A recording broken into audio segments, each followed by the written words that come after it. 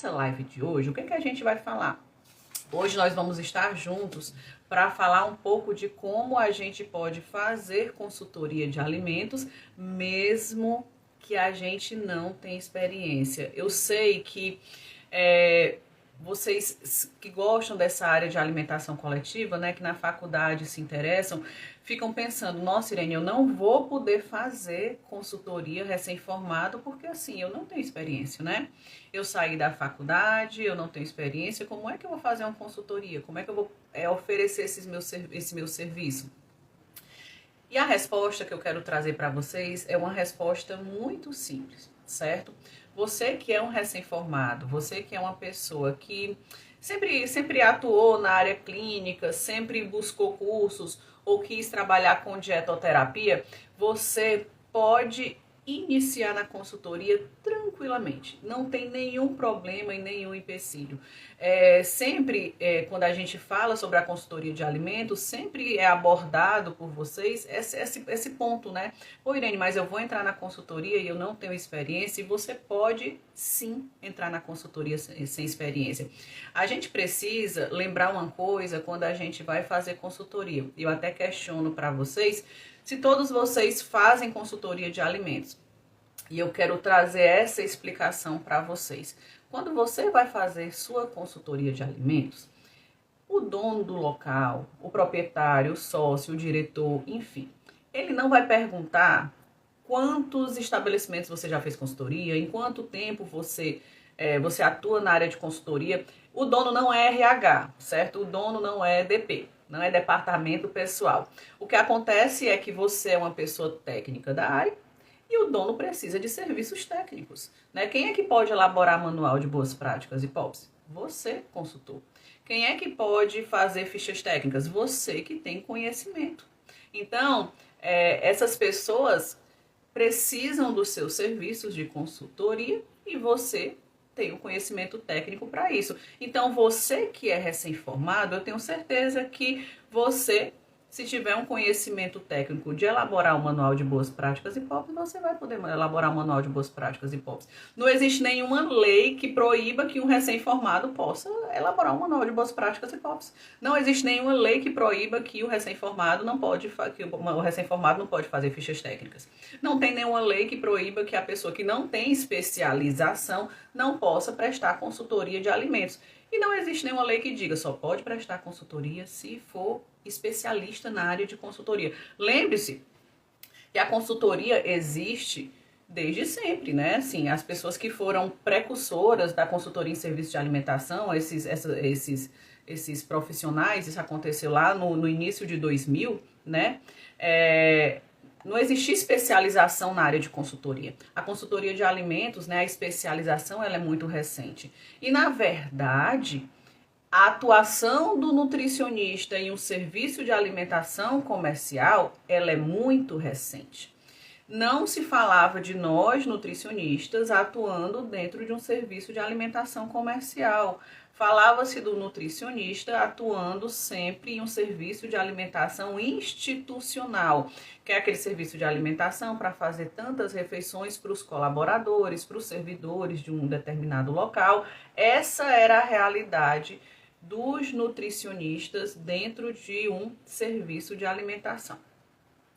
Quando chegou a RDC 216 lá em 2004, a gente que trabalhava com a legislação voltada para a indústria de alimentos, ficamos encantados com a nova legislação focada em serviços de alimentação, restaurante comercial. Para vocês terem uma ideia, em 2004, os nutricionistas, né, os professores da alimentação coletiva que estavam focados em falar, né, em dar aula de alimentação coletiva voltado a esses restaurantes institucionais, eles não acreditavam muito, eles não viam tanto essa possibilidade do nutricionista estar no restaurante comercial. O que diabo o nutricionista vai fazer no restaurante comercial? Né? O que a gente faria? E daí a gente começou a... Eu fui estagiária em 2004 de restaurante comercial. E a gente começou a ver, isso foi muita novidade, que a gente poderia fazer muita coisa dentro de um restaurante comercial. A gente começou a sair da caixinha do nutricionista do restaurante institucional para também fazer consultoria no restaurante comercial. Gente, isso foi ultra inovador, ultra inovador. Todos os nutricionistas, e a gente só tinha praticamente faculdade pública, eles só pensavam no nutricionista, no institucional, naquele de refeição coletiva, naquelas quantidades de refeições grandes, enfim. A gente trouxe essa diversificação, né? A RDC 216 trouxe essa possibilidade do trabalho do nutricionista em restaurante comercial, com uma legislação voltada para restaurante comercial que nos ajudou a trabalhar dessa forma. Começou a nos ajudar a trabalhar com boas práticas voltando para restaurante comercial. Eu fiz todo esse caminho de raciocínio para falar o seguinte: se você é recém-formado, se você está começando, você pode ser consultor, sim. Você pode fazer manual de boas práticas, você pode implantar as boas práticas, você pode capacitar os manipuladores de alimentos em boas práticas. Sim, se você é da área clínica, se você é da área da saúde coletiva, você pode ser consultor em serviço de alimentação? Sim, mesmo porque você... Irene, eu vou sair de uma área e vou entrar em outra. Ok, você é nutricionista, não é? Dá tudo certo. Mas o que você não pode deixar de ter? Né? É porque até a live de hoje é como fazer consultoria mesmo sem ter experiência. Você vai fazer consultoria mesmo sem ter experiência. A experiência, né, diz respeito ao tempo que você está, né, na consultoria, né, diz respeito a esse caminhar. Seu caminhar ainda está no começo, né? Todo mundo começou. Mas o que você não pode deixar de ter é um negócio chamado conhecimento.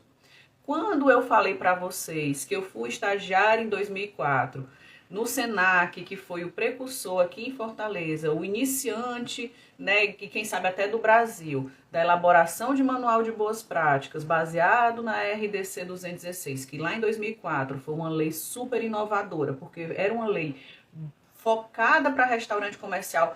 Quando eu comecei a fazer a consultoria, o estágio de consultoria lá em 2004, eu queria aprender a saber como é que se faz o manual de boas práticas, como é que eles construíam esse manual de boas práticas baseado na RDC 216 e como era a questão da consultoria de alimentos baseado na RDC 216. Então eu fui buscar conhecimento.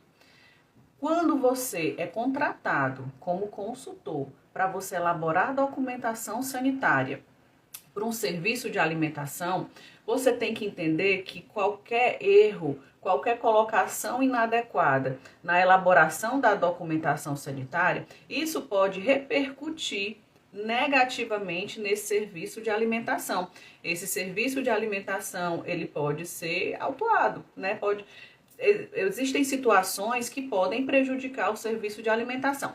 Eu vou dar um exemplo que não prejudicou o serviço de alimentação, mas é só para ilustrar que uma escrita inadequada pode trazer malefícios ou pode trazer problemas para um serviço de alimentação. Vou dar um exemplo que aconteceu comigo. Lá em 2017, acho que aqui em Fortaleza, em qualquer local do Brasil, nós tivemos um boom dos food trucks, né? Então, tinha food truck para tudo que é lado. Acho que era 2016, 2017. Eu fui contratada para fazer o manual de boas práticas de um food truck. Era uma cozinha dentro de uma Kombi, de um caminhão, enfim, de um veículo. Esse serviço de alimentação que eu estava fazendo o manual de boas práticas e os POPs era um local que ele fazia preparo de diversos tipos de alimentos, mas não fazia o preparo de crepe, não fazia. E aí o que acontece? Lá nas instruções de trabalho, que são procedimentos que estão em anexo aos POPs, e toda essa questão de construção de documento, eu oriento dos meus cursos de elaboração de manual de boas práticas e POPs. Então, lá em anexo dos POPs, nós temos as instruções de trabalho e eu coloquei, nesse documento desse food truck, eu coloquei uma instrução de trabalho para limpeza de crepeira. Esse estabelecimento, esse serviço de alimentação não fazia crepe. E aí o que acontece? A vigilância leu o documento, viu que o serviço de alimentação não tinha crepeira E aí o que acontece? Não liberaram o alvará sanitário para o local. Falaram, olha, toda a escrita está correta, mas aqui numa instrução de trabalho de limpeza de equipamentos, tem limpeza de equipamento de crepeira e você não tem crepeira. Olha, gente, o dono ligou para mim possesso. Porque ele precisava do alvará sanitário, lá em 2016, 2017, ele precisava desse alvará sanitário para poder participar dessas reuniões de food truck que tinham naquela época, né? Vários food trucks, no, sei lá, no estacionamento de shopping, aquelas coisas todas. E aí o dono ligou para mim possesso falando, olha, não liberaram o alvará sanitário porque vocês colocou aqui um equipamento que eu não tenho, então não foi liberado esse meu alvará sanitário. Você precisa refazer e você precisa organizar o mais breve possível para eu conseguir o alvará sanitário. Essa pessoa não ligou para mim de forma educada. Essa pessoa ligou para mim muito possessa, então com muita raiva.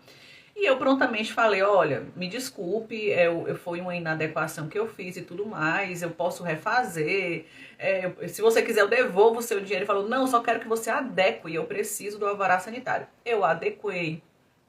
Eu fiz uma capacitação com os manipuladores de alimentos sobre higienização de equipamentos. Eu construí uma cartilha de higienização de equipamentos, tudo para a gente apresentar na vigilância para mostrar que todas as instruções de trabalho e tudo que a gente escreveu em manual e POPs era fidedigno. E aí, rapidamente, esse cliente conseguiu o alvará sanitário. E aquele cliente que ligou para mim gritando com ódio da vida e de mim, esse cliente me trouxe outros clientes de food truck. No final, eu estava fazendo o manual de boas práticas e POPs para vários food trucks, graças a esse cliente que eu pisei na bola escrevendo um único equipamento inadequado na instrução de trabalho. Onde eu quero chegar? Um documento, uma parte do documento que você escreve de forma inadequada, nesse meu exemplo eu coloquei um equipamento, dos vários equipamentos que ele tinha, eu coloquei um equipamento e o alvará foi barrado. Mas poderia ser bem pior e esse estabelecimento ele poderia ser autuado. Na época da Copa de 2016, sei lá, teve uma Copa. A gente tinha uma vistoria aqui em Fortaleza para os serviços de alimentação nessa área turística serem classificados entre A, B e C. Não sei se tinha D. E daí, para haver essa adequação de qualidade higiênico-sanitária, a vigilância, ela via, além de fazer as visitas de verificação das boas práticas, a vigilância também pedia os documentos. Quais são os documentos? Os documentos probatórios de que os POPs e que as boas práticas estão implantadas.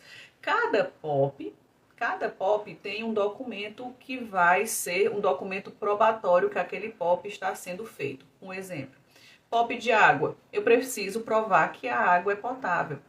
POP de pragas, eu preciso provar que está havendo dedetização com frequência. POPs de manipulador, eu preciso provar que os manipuladores têm higiene e saúde. Então, cada um dos 4 POPs, eles precisam de documentos probatórios. E o que a vigilância estava vendo na época da Copa? A vigilância estava vendo na época da Copa fazendo um cara crachá. Todas as planilhas que você tinha, todos os checklists que você tinha, além de todos os documentos que legalmente já eram obrigatórios a gente ter, ela estava fazendo um cara crachá. E eu me lembro que eu tinha checklist e tinha planilha para tudo no mundo. Tudo no mundo, tudo. Eu tinha planilha para troca de pega-mosca. Eu tinha checklist para averiguar se o manipulador estava fazendo a troca de fardamento, que a gente tinha um fardamento com detalhe laranja e outro com detalhe amarelo. Eu estava vendo se eu fazia um checklist para saber se o manipulador fazia rodízio de fardamento. Eu tinha planilha para fazer controle das várias geladeiras que eu tinha. Se ele estava fazendo a lavagem das geladeiras de 7 em 7 dias e dos freezers de 15 em 15 dias. Gente, eu tinha planilha para absolutamente tudo. Tudo. E o que estava acontecendo? Se as planilhas que a gente tinha em POPs, planilhas e checklists que a gente tinha em POPs, elas não estivessem implantadas na frequência tal qual você escreveu em POPs, a gente não era adequação A. Então, quando você quiser, né, ter várias planilhas para controlar várias coisas, por exemplo, planilhas de controle de aparecimento de pragas. Então, planilhas de controle de aparecimento de pragas, ela não é obrigatória. A lei não pede isso. Ela pede que não tenha pragas, né, nem animais vivos, nem mortos, nem pragas, mas ela não pede que você controle documentalmente pragas. Apenas que existe um documento que, se caso haja a aplicação de produtos químicos, exista um documento que prove que a empresa que está aplicando é uma empresa idônea. Mas não existe uma planilha, uma documentação que peça para eu documentar, né, para eu escrever quando e quais pragas apareceram. Então eu tinha planilhas e desse gênero, né? E aí eu comecei a reler a lei e buscar na lei quais são os documentos que a lei descreve como obrigatórios. Quando a gente fala obrigatório é quando você lê a lei e fala, deve-se documentar. Então, se deve se documentar, você tem que ter um documento. As coisas que a lei não falava deve se documentar, o que eu fazia? Eu não documentava, eu não deixava em anexo aos POPs. Eu podia até ter esses documentos, certo? Eu podia ter até planilhas de vários tipos de controles, mas eu não anexava em POPs. E aí eu comecei a tirar esses documentos que não eram obrigatórios por lei dos meus POPs. Por quê? Porque se eu não fizesse um documento que não era obrigatório, se eu não implantasse na frequência tal qual estava escrito na época dos POPs, tudo bem. O que eu coloquei em POPs eram só as planilhas e os checklists e escrevi os documentos terceirizados que eram obrigatórios. E aí deu tudo certo. Então, quando muitas vezes os alunos pedem para mim, Irene, eu queria uma planilha de controle de aparecimento de pragas, eu quero uma planilha de... O exemplo da planilha de controle de pragas é um grande clássico. Irene, eu quero uma planilha, um checklist de controle de aparecimento de pragas. Aí eu te questiono, você vai aplicar? Você vai fazer essa planilha todo santo dia ou vai fazer a documentação toda vez que aparecer? Você vai aplicar essa planilha de aparecimento de controle de pragas? Porque se você for aplicar, tudo bem, pode colocar lá nos POPs e dizer que você vai implantar diariamente ou que você vai implantar toda vez que houver o aparecimento de uma praga, enfim. Mas se você não for aplicar, vai ser mais um documento que pode te dar um problema muito grande. Por quê? Porque você colocou em POP, e você ainda colocou a frequência em POP e você não está implantando essa planilha. Eu gostaria que vocês lembrassem uma coisa. A lei dá frequência de aplicação de alguns documentos de forma muito aberta, certo? Tirando a lavagem de caixa d'água, que deve ser de 6 em 6 meses, assim como a análise microbiológica, todos os outros documentos, a RDC 216 deixa muito em aberto a aplicação, certo? Em quanto tempo eu tenho que aplicar. Mas o que a lei diz muito claro no ponto 4.11? A lei diz muito claro que mesmo não dando frequência, que a frequência de aplicação de planilhas, a frequência de aplicação de checklists, a frequência de capacitação, a frequência de exames é conforme está descrito em POPs. Então, tudo que você fizer e todas as planilhas que você, planilhas e checklists, elaborar ou desejar implantar, você vai ter que dizer qual a frequência que ela será implantada. E quando você anexa em POP, isso vira lei para o serviço de alimentação. Isso vira lei. Então, vocês têm que ter essa ideia. E aí eu puxo, voltando todo o raciocínio que eu trouxe aqui com vocês. Quando eu falo para vocês que vocês precisam ter conhecimento, eu digo que vocês precisam ter conhecimento porque qualquer inadequação dessas que eu falei e de muitas outras vai prejudicar o serviço de alimentação que vocês vão estar trabalhando, que vocês vão estar prestando essa consultoria. E aí vocês vão estar queimando o nomezinho de vocês, vocês vão estar queimando o CPFzinho de vocês, porque vocês iniciaram na consultoria sem vocês terem conhecimento técnico. Não façam isso. Não adianta entrar na consultoria para ficar fazendo besteira. Por exemplo, quando a gente, falei até na live de sexta-feira, que nós podemos fazer consultoria de duas formas, né? Nós podemos fazer consultoria de boas práticas, e eu sei que muita gente está divulgando as consultorias de boas práticas, né? Para explicar o que é a consultoria de boas práticas. Muitas empresas de consultoria de boas práticas hoje, né? Na minha época, em 2007, quase nenhuma. Mas nós também temos um negócio chamado consultoria de gestão de restaurantes. Consultoria de gestão. E o que é a gestão? A gente trabalha dentro da gestão com o quê? Com fichas técnicas. A gente trabalha na gestão com controle de compras, com controle de estoques. A gente consegue trabalhar para melhorar a situação econômica do serviço de alimentação. Como? Quando a gente implanta as fichas técnicas. Quando a gente consegue implantar as fichas técnicas, a gente consegue fazer um estudo de saídas de prato e, consequentemente, a gente consegue fazer um estudo das compras. Tudo fica sustentável. Você consegue fazer um trabalho nesse serviço de alimentação que começou nas fichas técnicas, mas vai lá na frente vendo a questão das compras sustentáveis, e menos compras, a gente gasta menos e, consequentemente, a gente tem maior lucro. E maior lucro também por quê? Porque eu vi as fichas técnicas. Eu vi se o serviço de alimentação tem pratos que são pratos rentáveis. E eu vou dar sempre o exemplo, porque para mim é um exemplo chocante. É o exemplo chocante, Irene, qual? Vamos falar do sushi. Um cliente meu, cliente grande, um serviço de alimentação grande aqui em Fortaleza, de um mercado de sushi bar. Ele tinha um sushi que se chamava Gunga Shake. Ele vendia esse Gunga Shake no dia promocional por R$ 55,00 o quilo. E quanto é que era o custo para fazer o quilo do Gunga Shake? Era R$ 54,75. Ele ganhava 25 centavos por Gunga Shake. Lembrando que esse ganho era apenas o quê? O ganho bruto.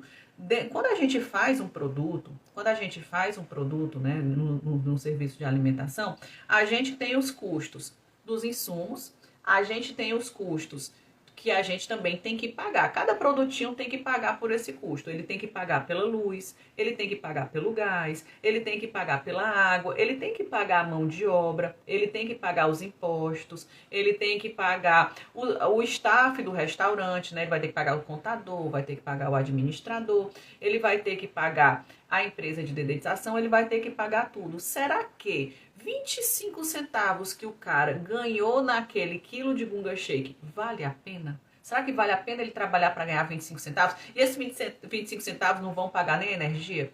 Não é verdade?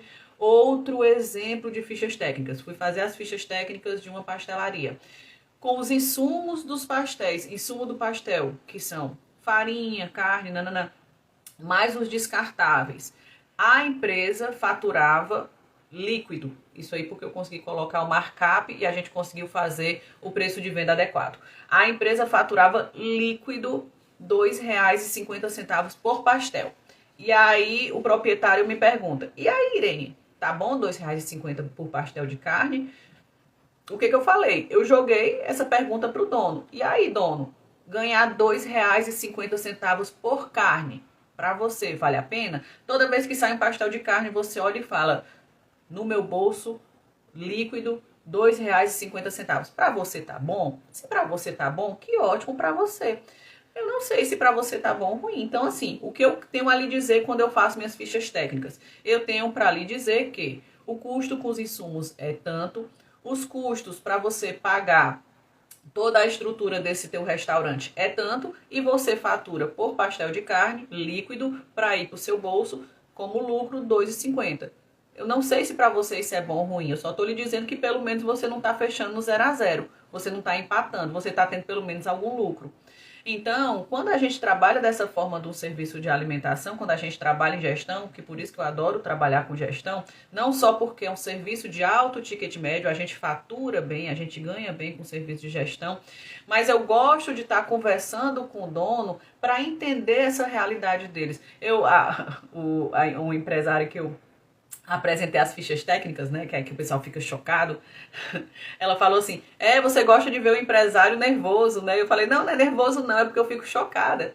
que o empresário abre um serviço de alimentação e ele não tem absolutamente noção de quanto ele está ganhando por prato, de quanto ele está ganhando por produto. De eu fazer bolos de uma rotisserie de um grande supermercado, aqui até numa cidade próxima do Ceará, de Fortaleza, né, que se chama Maracanaú, e eu fazer os bolos da rotisserie desse grande supermercado e a pessoa tá pagando R$1,19 para o pessoal comer o bolo. Ou seja, o cara não estava ganhando e ainda estava pagando R$1,19 por bolo. E aí eu questionei assim, mas me tira uma dúvida, por que que todos os bolos têm o mesmo preço se os insumos são distintos, se o custo de preparo é distinto, se eu focar somente em insumos, por que que todos os bolos são no mesmo preço? Aí a dona falou, Irene, a gente colocou no mesmo preço, aí levou e tal. Pois é, tem bolo que você está ganhando, mas tem bolo que você está pagando R$1 e cada cliente que está sentando ali comendo o seu bolo Prestígio, você está pagando para ele R$1,19 para aquele cara comer teu bolo. É para isso que você está trabalhando? É sério que é para isso que você está trabalhando? Então, você vê que são serviços de alimentação, que são empresas que estão há muito tempo no mercado, né? Que estão faturando, mas que você pensa que estão super bem e na verdade não estão ainda sobrevivendo porque estão fazendo empréstimo, estão sobrevivendo porque, né, consegue algum tipo de capital de giro, mas que quando ele fala, Irene, eu estou fechando no vermelho, ele está fechando no vermelho sim. Ele está fechando no vermelho sim. E eu contei todas essas histórias para vocês para dizer o seguinte coisa, que a consultoria de gestão, que eu simplesmente adoro, que é a consultoria que nos paga melhor na vida, não tem igual, e eu não estou falando isso para tentar dizer venham, que não, é fato, tá certo? Muitas vezes porque na consultoria de boas práticas eu sei que nós temos pessoas que estão trabalhando na consultoria bem das boas práticas, mas não é todo mundo que sabe de fichas técnicas, né? Quando você trabalha com consultoria de gestão, você tem que ter muita segurança na elaboração de fichas técnicas, porque essas fichas técnicas, elas vão ser instrumento de tomada de decisão para aquele serviço de alimentação.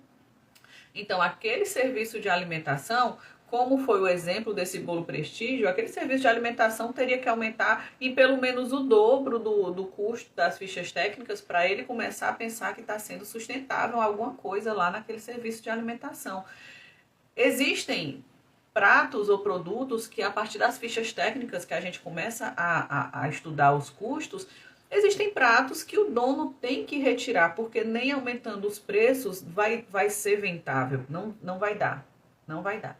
Então, você está dando um diagnóstico dos pratos, dando um diagnóstico do serviço de alimentação, meio que trazendo uma luz para aquele serviço de alimentação, de o porquê que ele está com um gasto tão grande de insumos, porquê que ele está fechando muitas vezes no zero e tendo um lucro tão baixo, porque na verdade os preços de vendas dele estão ruins e ele fez um preço de venda péssimo, porque simplesmente ele copiou do serviço de alimentação vizinho dele, sem nem ao menos saber quanto é o custo dele com insumos, e isso foi o que ele fez, e aí ele está o tempo todo trabalhando vermelho. E quando a gente faz fichas técnicas, a gente consegue esclarecer isso. Todos, eu vou lhe dizer, todos e absolutamente todos os serviços de alimentação que eu prestei consultoria, vai ter pelo menos um prato que ele não tá ganhando absolutamente nada. Nada, vai fechar no 0 a 0. E aí eu tenho outro exemplo desse negócio de prato fechar no 0 a 0. Eu fiz uma ficha técnica de uma temaqueria. E aí o peso médio dos temakis nessa temaqueria era pelo menos o dobro do peso médio dos temakis aqui em Fortaleza. Consequentemente, eles não estavam ganhando nada, porque em média aqui em Fortaleza os temakis têm 140 gramas e o temaki dele já estava uns 220 ou mais. E aí eu fiz as fichas técnicas desse temaki. Todos os temakis tinham o mesmo preço, eu não entendo como é que a pessoa faz um negócio desse, né? Pega todos os produtos da mesma categoria e coloca o mesmo preço, isso não existe, são custos distintos. E aí o Temaki Filadélfia, que era o mais vendido, ele tinha um ganho mínimo, um ganho nada, um ganho, sei lá, R$ 2. E aí tinha um outro temaki, que era o temaki de pepino, que é pepino, manga, cane, um temaki horroroso que ninguém come, um temaki, quem que vai comer pepino com manga no sushi, no temaki, né, no sushi? Me poupe. E aí tinha o temaki horroroso, que ele ganhava horrores, que ele ganhava algo como R$ 13. Aí eu falei assim, olha, pois é, tá aqui por que tu não ganha? Porque o Filadélfia, né, o teu mais vendido, tu ganha, sei lá, R$ 2 nesse temaki. Aí ele olhou pra mim e falou assim, eu ganho pouco no temaki Filadélfia, né? Mas olha só, no temaki, sei lá como é o nome, Califórnia. Olha o temaki Califórnia, eu ganho R$ 13. Eu falei, meu filho, esse temaki horroroso de pepino com manga e cane, esse temaki ridículo, ninguém compra não. Olha o tanto que tu vendeu aqui no mês, tu não vendeu nada. Uma coisa é você ter uma quantidade de vendas desse temaki horroroso, sendo a mesma quantidade de vendas do temaki Filadélfia. Mas outra coisa é o temaki Filadélfia, que é praticamente 80% das tuas vendas, tu ganhar R$ 2. Né? O temaki horroroso, tu vende quanto? Quanto? 2% da tua venda, 1% da tua venda? Tu não ganha dinheiro com manga e pepino. Tu tá perdendo dinheiro ou tu não tá ganhando nada, né? Porque R$ 2 no temaki, pagou imposto, pagou folha de pagamento, pagou água, pagou luz, pagou tudo. Acabou. Não tem lucro. Então, esse é o bacana de se trabalhar em gestão. Você está dando diagnóstico para o serviço de alimentação. E quando você propõe para um serviço de alimentação que você vai trazer esse diagnóstico, vai fazer a elaboração de fichas técnicas e vai mostrar para ele onde é que você pode, onde é que esse local pode estar perdendo dinheiro, onde é que esse local pode fazer melhorias na questão de aumento de preço e até mesmo retiradas de prato, você vai estar orientando, você vai estar fazendo uma orientação desse serviço de alimentação. Por isso que você precisa ter conhecimento. Ficha técnica é uma ferramenta de tomada de decisão, como eu mostrei para vocês. Você está seguro para elaborar fichas técnicas? Você tem condições de trazer um diagnóstico seguro para esse serviço de alimentação, para ele tomar uma decisão adequada? Porque muitas vezes a gente vai mandar aumentar preço, muitas vezes a gente vai mandar retirar produto, porque a partir de uma engenharia de cardápio, tem prato que não vai sair. Então, eu tenho um exemplo de pratos que não saem, muito interessante. Uma vez eu fui fazer a ficha técnica de todos os pastéis do serviço de alimentação. E aí tinha um pastel lá que ele não saía.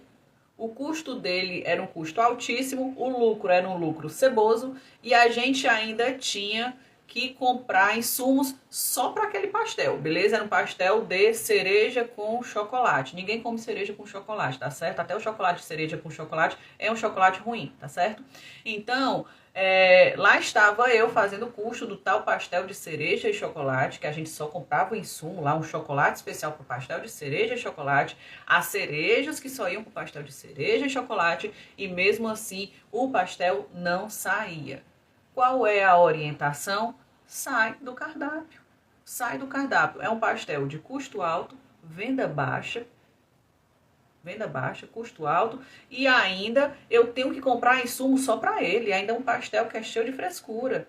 Então, a tomada de decisão, a orientação é tira do cardápio. A engenharia de cardápio já está mostrando alto custo, venda baixa.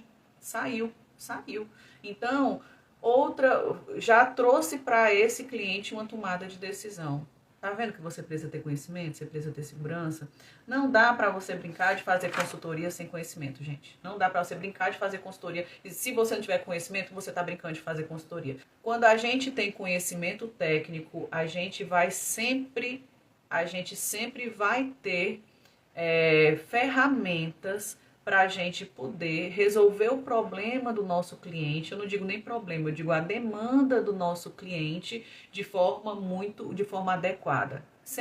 Vocês sempre vão ouvir isso de mim. Vocês vão resolver os problemas, as demandas do cliente com excelência. Então, acima de tudo, para você iniciar na consultoria, ter essa visão proativa, essa vontade de fazer, mas acima de tudo, o conhecimento para fazer. Fazer sem conhecimento, você pode prejudicar a você e pode prejudicar o seu cliente. Não faça isso, tá certo? E em relação a conhecimento, tudo que vocês precisarem e tiverem dúvidas, podem contar comigo, sempre, tá certo? Podem mandar direct, podem fazer perguntas na live que eu tô aqui para estar respondendo para vocês, tá certo? Posso começar recém-formado, posso começar na área da clínica, posso começar sem CNPJ, posso começar sem ter sócio, o pessoal só quer começar com sócio, tem uma história, né? Sempre começar com um amiguinho, posso começar de todas as formas. Olha que tudo isso, nem experiência, mas eu não posso começar sem conhecimento, fechado? E aí a gente amanhã vai ter mais um encontro nessas nossas lives da Semana da Consultoria, essas nossas lives de aquecimento da Semana da Consultoria. Para vocês se inscreverem, por favor, clica lá no linkzinho da minha bio, tá certo? Que a gente vai ter essa semana que vai ser super necessária para quem deseja iniciar na consultoria em serviço de alimentação. No mais, eu gostaria de agradecer a presença de cada um de vocês. Eu vi já rostinhos novos aqui, pessoas que estão sempre participando, sempre tirando dúvidas, tá certo? Quero mandar um abracinho para Jaque, um abracinho para Sara, para Renatinha e todas as pessoas novas que entraram aqui no meu Instagram e que estão aqui nas minhas lives, tá certo? Dúvidas e perguntas podem mandar para mim em direct, tá certo? Fiquem com Deus e amanhã nós estaremos juntos para mais uma live, fechado? Coloca aí na sua agendinha, tá bom? Coloca aí no seu alarmezinho. Um beijão e até amanhã. Tchau, tchau.